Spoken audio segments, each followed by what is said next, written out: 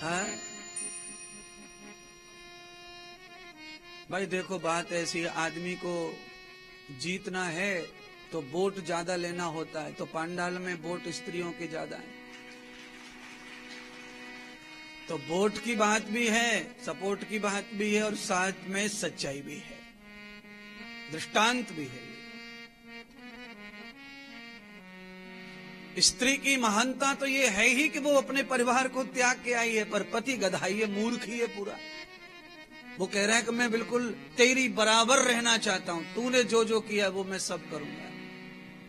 तो सब करने में क्या क्या करेगा? रोटी बना लेगा, बर्तन धो लेगा, बच्चों की लेटरिन धो लेगा, रात भर जग लेगा, बच्चे को सुला लेगा। पति ये सब कंपटीशन नहीं है। कौन सा कंपटीशन सबसे पहले करता है कि तू अपने माँ बाप छोड़ के आई है तो मैं भी अपने माँ बाप का त्याग करता हूं। पत्नी की बहुत जल्दी उसने आदत को पकड़ा, त्याग को पकड़ा। और भी तो बहुत सारी चीजें औरत में जो तुझ में कभी नहीं आएंगी, उनका भी तो समर्पण देख। और तेरा देख, माता पिता को छोड़ने का तो बहुत जल्दी सोच रहा है। हाँ, तनक सी देर में प्रेम दिखा दिया, प्यार दिखा दिया। ना बाबा, यह सब जो कंपटीशन है वफादारी पत्नी के प्रति, यह भी एक तरह का नरक ले जाने वाली ही वफादारी है। इससे भी संपदा नहीं मिलेगी पुरुष को। तो अपने माता पिता छोड़ के आई है तो मैं भी छोड़ देता हूं ना। वो छोड़ के इसीलिए आई है क्योंकि उसे मिले ही माता पिता, तुझे नहीं मिलेंगे ना। तेरे माता पिता को वो अपना माता पिता मानकर ही आई है। अब यहाँ घर में वो माने न माने, चले न चले, आपस में बहू सास का जमे न जमे, वो अलग बात है।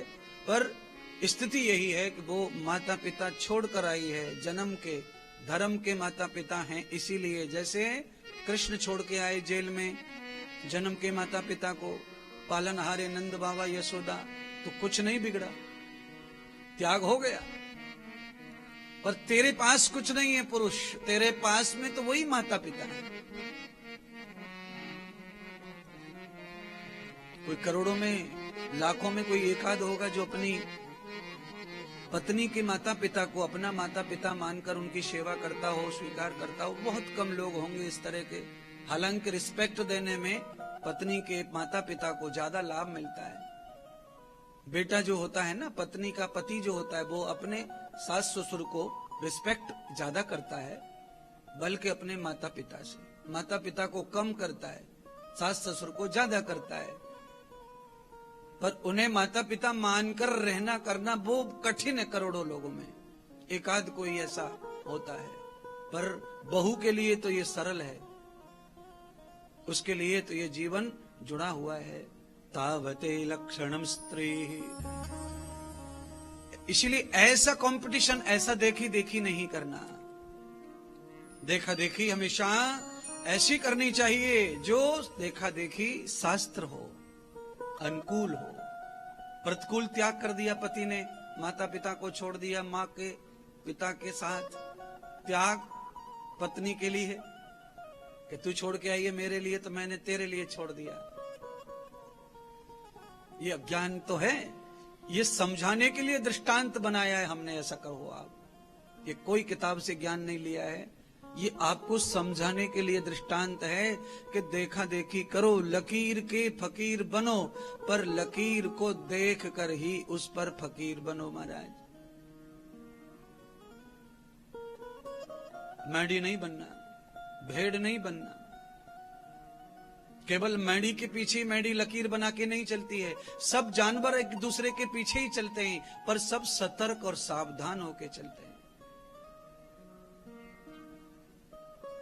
मैडी सावधान नहीं रहती, भेड़ हमेशा आगे वाले के ऊपर निर्भर होकर चलती है।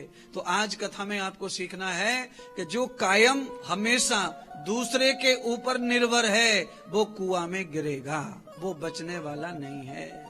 इसीलिए सतर्क रहकर ही आप किसी के ऊपर चलिए। सपोर्ट करो, कोई कर रहा है, विश्वास पात्र कोई मिला है तो आप उसके ऊपर पूरे निर्भर हो जाइए, पर सतर्क होकर निर्भर हो जाइए, जड़ होकर नहीं, सतर्क होकर, सावधान होकर के आप निर्भर हो जाते हैं तो आपको गड्ढे में नहीं गिरना पड़ता। आज मेरी 4 बातों को याद रखना है।